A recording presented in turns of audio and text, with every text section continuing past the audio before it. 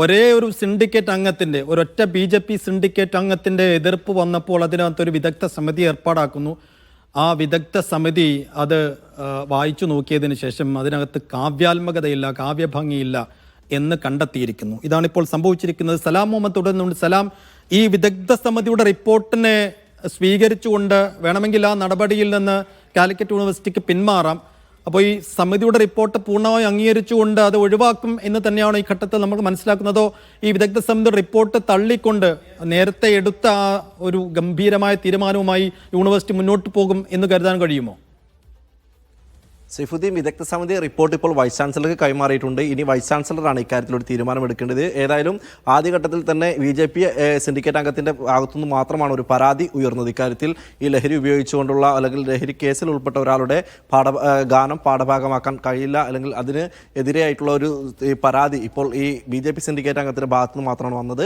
ആ ഒരു പരാതിയിൽ തന്നെ ഒരു വിദഗ്ധ സമിതിയെ നിയോഗിച്ച ഒരു വൈസ് ചാൻസലറുടെ ഭാഗത്തുനിന്നും അത്തരത്തിൽ ആ പാഠഭാഗം വീണ്ടും തുടരാൻ അത്തരത്തിലൊരു ഗംഭീരമായ ഒരു തീരുമാനം തുടരാനുള്ള ഒരു തീരുമാനത്തിലേക്ക് അദ്ദേഹം എത്തുമെന്ന് കരുതാൻ കഴിയില്ല. ഏതായാലും ഇപ്പോൾ ഒരു സിൻഡിക്കേറ്റ് അംഗം, അതായത് BJP അനുകൂല സിൻഡിക്കേറ്റ് അംഗത്തിന്റെ പരാതിയിൽ ഒരു വിദഗ്ധ സമിതിയെ രൂപീകരിക്കുന്നു. ആ വിദഗ്ധ സമിതിയുടെ റിപ്പോർട്ടിന്റെ അടിസ്ഥാനത്തിൽ ഒരു തീരുമാനം എടുക്കാനായിരിക്കും സർവകലാശാല വൈസ് ചാൻസലർ ശ്രമിക്കുക എന്നുള്ളതാണ് മനസ്സിലാക്കുന്നത്. ഈ റിപ്പോർട്ടിലെ കണ്ടെത്തലുകൾ എന്ന് പറയുന്നത് ഈ സർവകലാശാലയിലെ പഠിപ്പിക്കുന്ന സിലബസുകളിലൊക്കെ തന്നെ കൃത്യമായ വ്യാകരണ തെറ്റുകൾ, അതുപോലെ തന്നെ ഭാഷാപരമായിട്ടുള്ള വൈരുദ്ധ്യങ്ങൾ, അങ്ങനെ നിരവധിയായിട്ടുള്ള തെറ്റുകൾ ചൂണ്ടിക്കാണിക്കുന്നുണ്ട്. ആ റിപ്പോർട്ട് പ്രധാനമായും ഈ പരാതിയുടെ അടിസ്ഥാനത്തിലുള്ള വേടന്റെ പാട്ട് ഒഴിവാക്കണം വേണ്ടേ എന്ന കാര്യത്തിൽ ഒരു തീരുമാനം എടുക്കുന്നതിന് വേണ്ടിയാണ് വിദഗ്ധ സമിതി രൂപീകരിച്ചതും അങ്ങനെ ഒരു അന്വേഷണം നടത്തി റിപ്പോർട്ട്. സലാം, പ്രശ്നം ഈ വ്യാകരണങ്ങളോ അല്ലെങ്കിൽ ഈ കാവ്യഭംഗിയോ ഒന്നും നോക്കിയിട്ടല്ലോ വേടൻ അദ്ദേഹത്തിന്റെ റാപ്പ് സോങ് ചിട്ടപ്പെടുത്തുന്നത്. അതിൽ പൂർണ്ണമായും അദ്ദേഹം ഫോക്കസ് ചെയ്യുന്നത് അതിലെ മാനവികത, അതിലെ പൊളിറ്റിക്സ്, അതിലെ ജാതി വിരുദ്ധ രാഷ്ട്രീയം. ഇപ്പോൾ സണ്ണിയം കപ്പിക്കാട് സൂചിപ്പിച്ചതുപോലെ കൃത്യമായ ലക്ഷ്യങ്ങളോട് കൂടിയാണ് അദ്ദേഹത്തിന്റെ ഈ വർക്ക് അദ്ദേഹം ഡിസൈൻ ചെയ്യുന്നതും അത് പുറത്തിറക്കുന്നതും അത് ആലപിക്കുന്നതുമൊക്കെ. എവിടെയും ഒരു പാഠഭാഗമാക്കി എൻ്റെ വർക്കുകൾ മാറ്റണം എന്ന ആഗ്രഹത്തോടു കൂടി വേടൻ ഇന്നേ വരെ ഒരു സംഗതിയും ചെയ്തിട്ടുമില്ല, പുറത്തിറക്കിയിട്ടുമില്ല.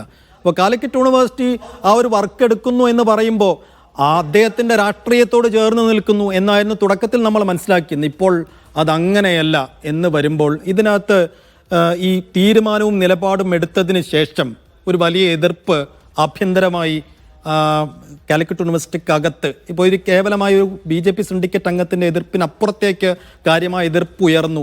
ആ എതിർപ്പുകൾക്കൊക്കെ അപ്പുറത്താണ് വിദഗ്ധ സമിതി വന്നതും അത് വേണ്ട എന്ന് തീരുമാനിക്കുന്നതും. അങ്ങനെ കരുതണം മോസലാം. സൈഫുദ്ദീൻ, ആദ്യകാലത്ത് തന്നെ ഈ വേടന്റെ ഗാനങ്ങളോടും വേടനോട് തന്നെ സംഘപരിവാർ അനുകൂലികൾ വലിയ രീതിയിലുള്ള എതിർപ്പും ആ രീതിയിൽ വേടന് സൈബർ അറ്റാക്ക് അടക്കം നേരിടുന്ന ഒരു സാഹചര്യം ഉണ്ടായിരുന്നു. അതിന് പിന്നാലെയാണ് ഈ വേടന്റെ ഈ പാട്ട്, അതായത് ഇപ്പോൾ ഭൂമി ഞാൻ വാഴുന്നിടം എന്ന് പറയുന്ന ഒരു ഗാനം സിലബസിൽ ഉൾപ്പെടുത്താൻ കാലിക്കറ്റ് സർവകലാശാല തീരുമാനിക്കുന്നത്. ഇതിനെതിരെ സ്വാഭാവികമായും BJP നേരത്തെ തന്നെ ഉയർത്തി വന്ന നിലപാട് എന്ന് പറയുന്നത് വേടനെതിരാണ്, വേടൻ ഉയർത്തുന്ന രാഷ്ട്രീയത്തിനെതിരാണ്. ആ ഒരു സ്വാഭാവിക ഒരു നടപടി എന്ന നിലക്കാണ് BJPയുടെ ഭാഗത്തുനിന്ന് അല്ലെങ്കിൽ BJP പ്രതിനിധിയുടെ ഭാഗത്തുനിന്നും ഒരു പരാതി ഉയരുന്നത്. ഈ പരാതി ഉയർന്ന ഘട്ടത്തിൽ തന്നെ ഒരു വിദഗ്ധ സമിതി രൂപീകരിക്കാനാണ്